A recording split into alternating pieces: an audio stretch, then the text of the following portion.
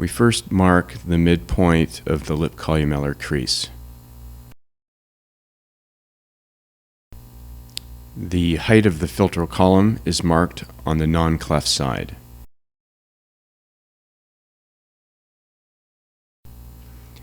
Equidistant to the midline, the proposed height of the philtral column incision is marked on the cleft side.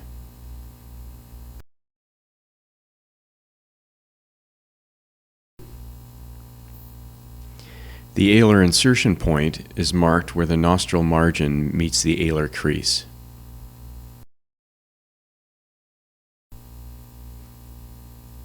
Simulare is marked at the lowest point of the alar crease.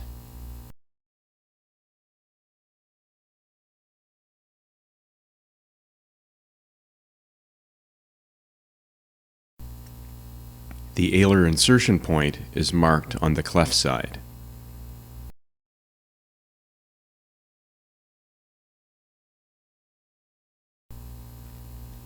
The distance between the alar insertion point and subalare is then used to appropriately position the subalare position on the cleft side.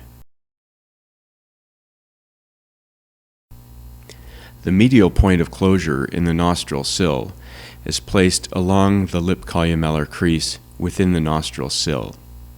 It will be positioned more medially in a complete cleft and more laterally in an incomplete cleft.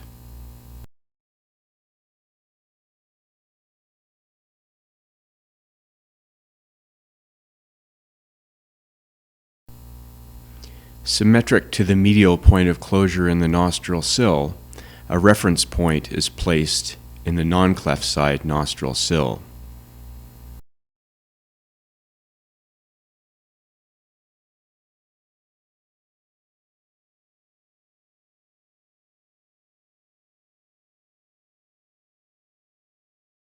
Relationship between the subalare, the alar insertion point, and the reference point in the non-cleft side nostril sill is used to position the lateral point of closure in the nostril sill.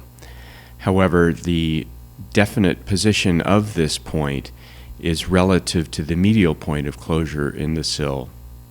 It is chosen so that when these two points approximate, we will obtain nostrils of equal circumference and an alar position which is symmetric to the non-cleft side.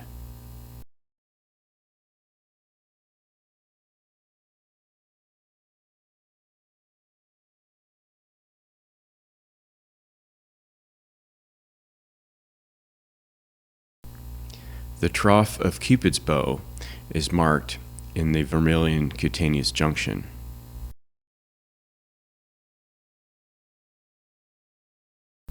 The base of the philtral column on the non-cleft side is marked where the straight portion of the half bow meets the upward convexity of the curve of the lateral lip element. The upward convexity of the undulation of the lip is formed from the lateral lip element. This convexity is not found in the medial lip element.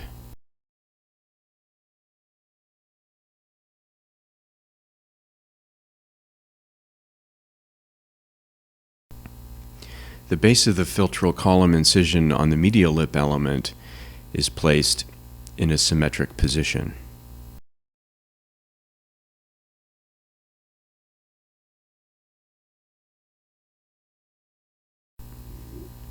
A point is marked above the non-cleft side Cupid's bow peak, above the cutaneous roll, along a line which is perpendicular to the vermilion cutaneous junction.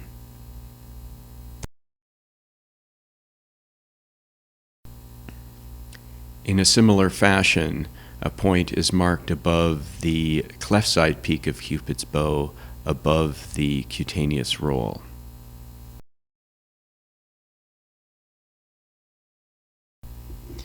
Three points are then marked along the vermilion mucosal junction below the 3 points of Cupid's bow.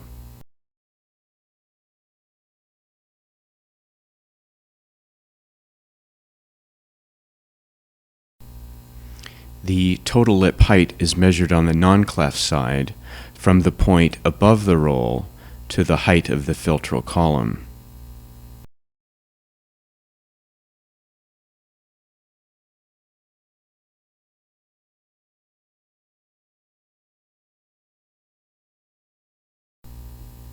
In a similar fashion, the greater lip height is measured, again from the point above the roll to the height of the philtral column incision on the cleft side. This is measured with slight downward traction on the lip element to unfurl the lip and imitate the predicted tension in the lip following the repair.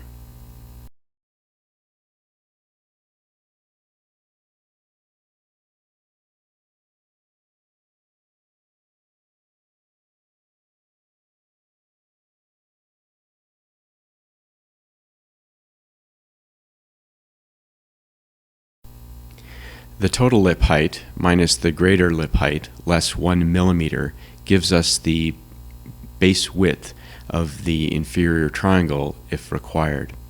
If it is required, an opening incision of similar length is marked perpendicular to the greater height incision.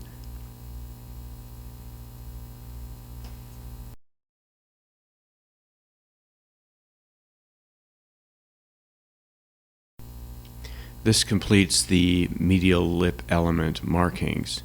The incision line will cross the free border of the lip, ascend the lip along a line symmetric with the non-cleft side philtral column, and then curve into the nostril sill along the curve of the lip columellar crease. Opening incisions will be made in the medial lip element to accommodate an inferior triangle above the roll and a laterally based vermilion triangle.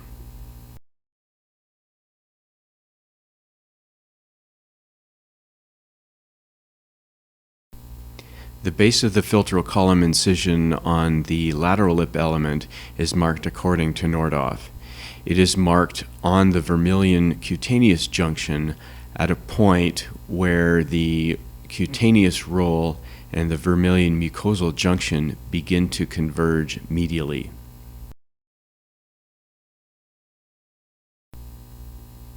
Below Nordhoff's point, a point is marked along the vermilion mucosal junction. It is important to preserve Nordhoff's point.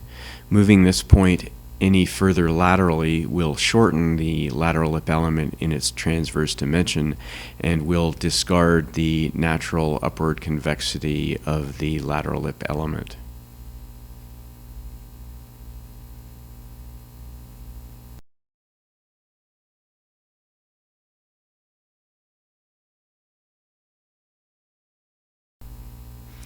A point is positioned above the cutaneous roll above Nordhoff's point, along a line perpendicular to the vermilion cutaneous junction. Between the lateral point of closure in the nostril sill and the point above the cutaneous roll above Nordhoff's point, 3 lengths need to be drawn: the greater height incision, the lesser height incision, and the third height, that length that corresponds to our incision line from the height of the philtral column to our medial point of closure in the sill.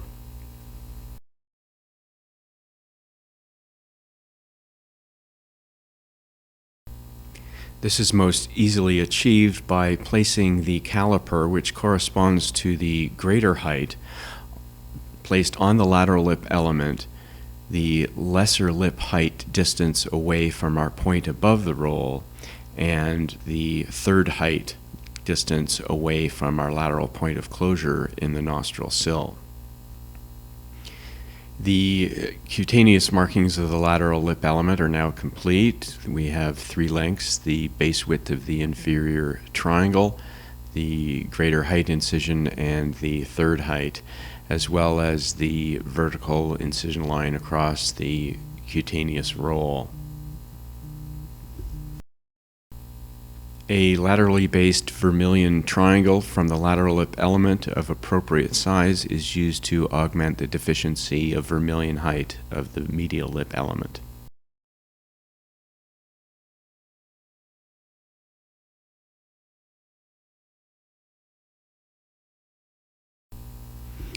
It is important to start with the medial lip element. Incisions are made with scalpel and completed with scissors.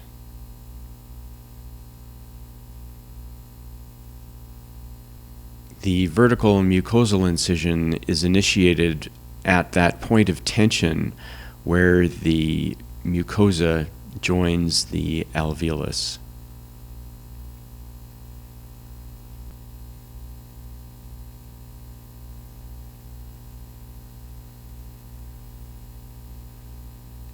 Incisions are made along the greater height incision, as well as the third height incision along the curve of the lip columellar crease.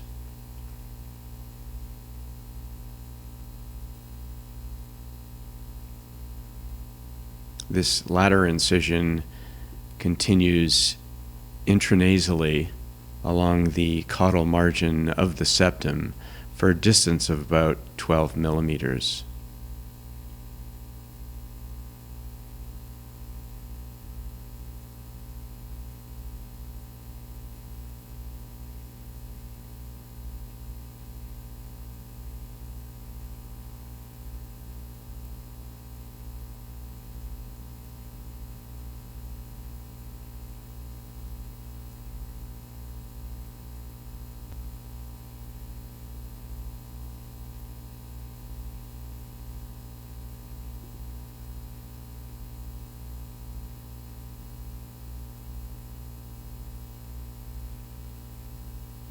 Incisions are completed with scissors and the cleft marginal tissue is discarded.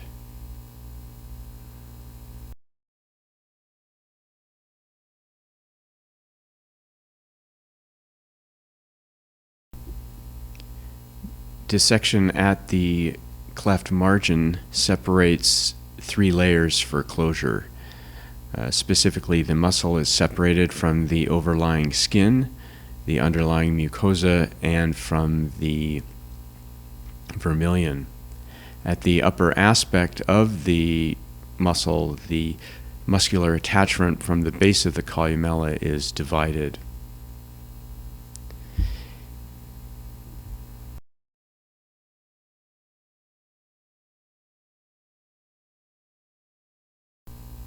Note that we have not made the opening incision yet. It is first important to check the lengthening that is achieved by the Rose-Thompson effect.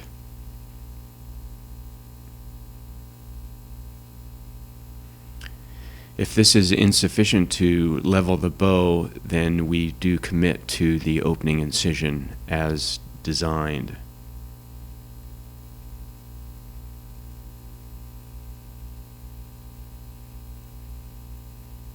It is made through skin only.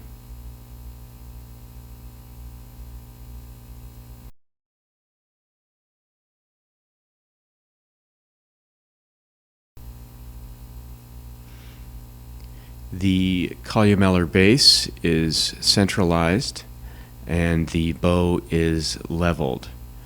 The defect created by the opening incision is then observed, as is the size of the inferior triangle that we have marked on the lateral lip element. If these are the same size, then we can proceed with the lateral lip incisions as marked. Otherwise, alterations can be made.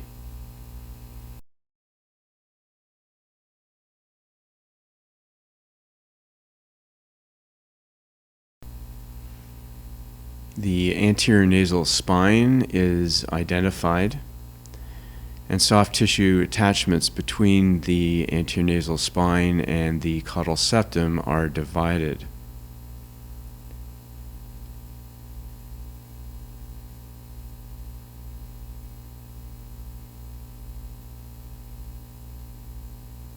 The caudal septum is identified.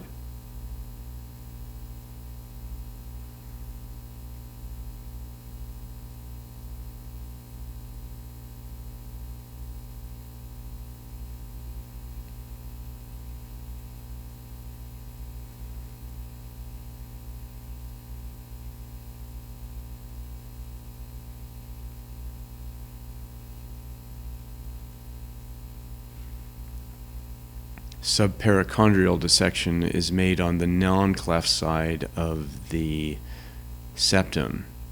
This will allow for repositioning of the caudal septum towards the cleft side in order that it can achieve a vertical orientation.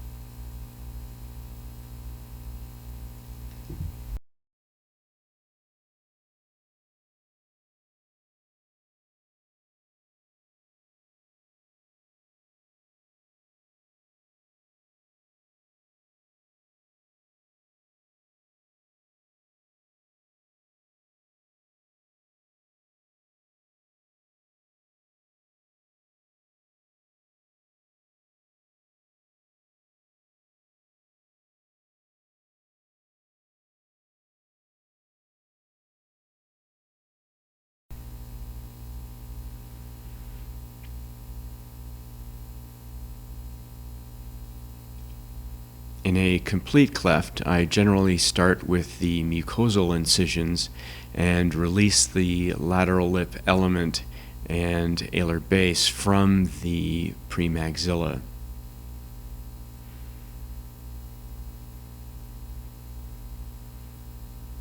This will allow me to confirm the lateral point of closure in the nostril sill before committing to that cutaneous incision.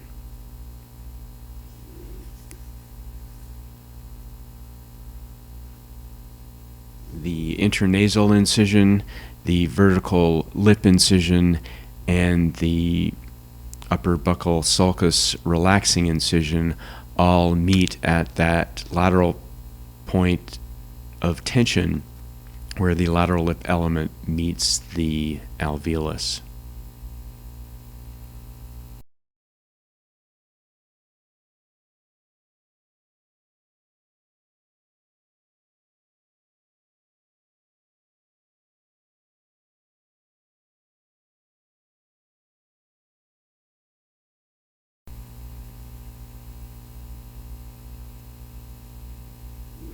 The lateral lip element and alar base are freed from the maxilla in a extraperiosteal plane.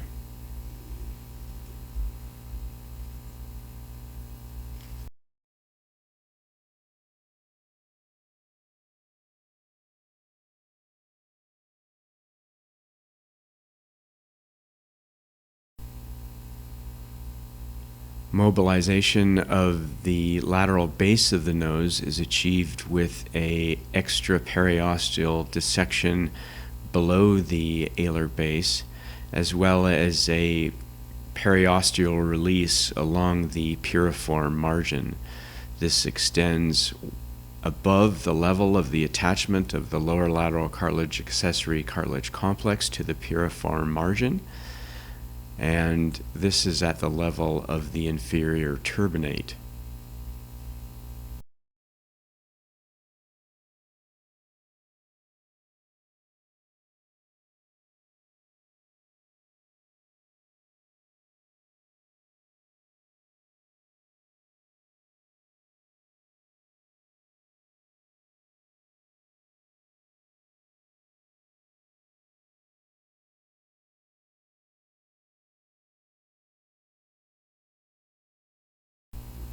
The vermilion triangle is incised. Incision line crosses the cutaneous roll, approaching the vermilion triangle.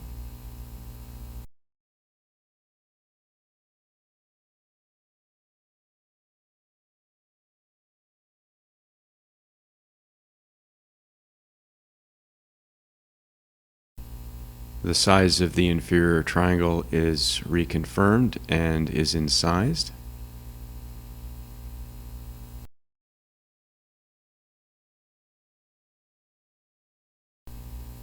And the remaining incisions are completed.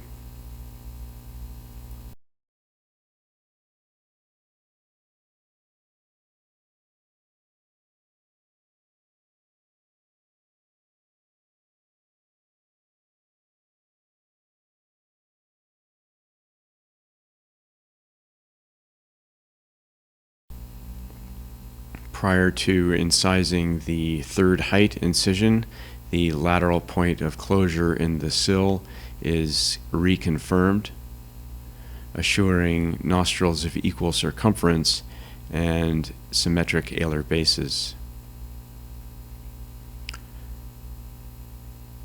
From the lateral point of closure in the nostril sill, the incision line continues along the cutaneous mucosal junction intranasally.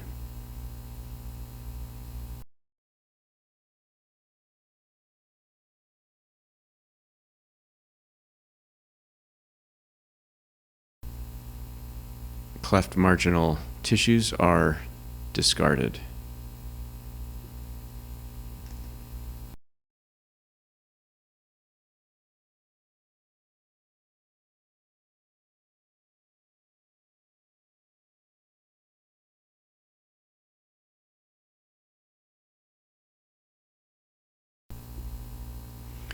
Dissection of the cleft margin of the lateral lip element produces 3 layers for closure. The dissection between skin and muscle is more extensive on the lateral lip element, so to release the lateral muscular bulge.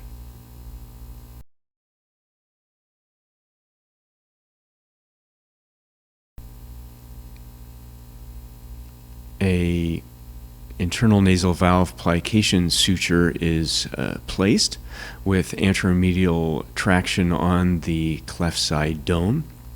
The aim of this is to advance the cleft side dome anteromedially, as well as create the normal scroll area, the overlap of the caudal margin of the upper lateral cartilage by the upper margin of the lower lateral cartilage.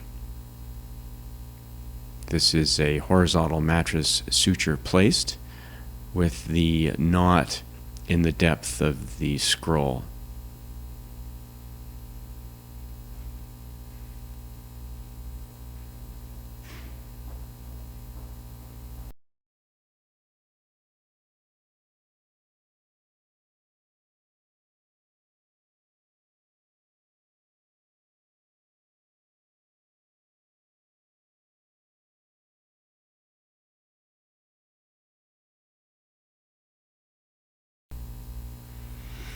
Following the soft tissue release laterally, the lateral lining of the nose tends to obstruct the cleft side airway.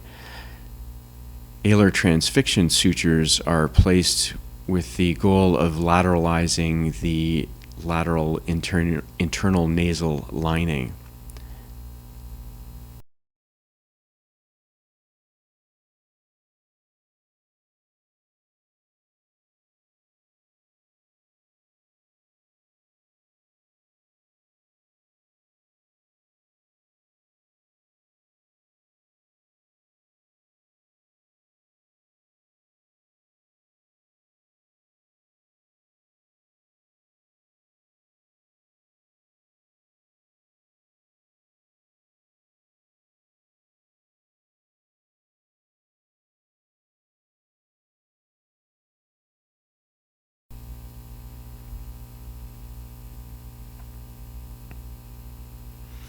The lateral vestibular flap is advanced anteromedially and secured to the extended nostril sill incision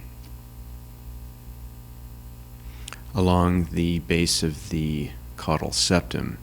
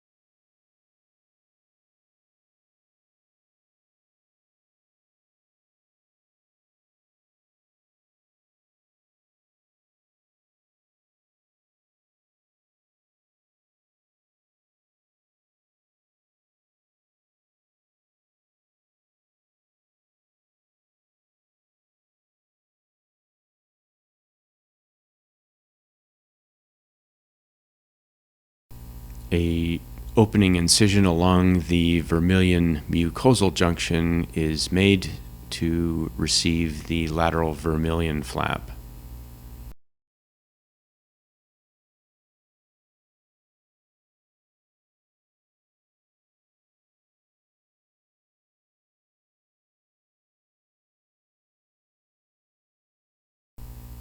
The vertical mucosal incision is closed with simple interrupted sutures.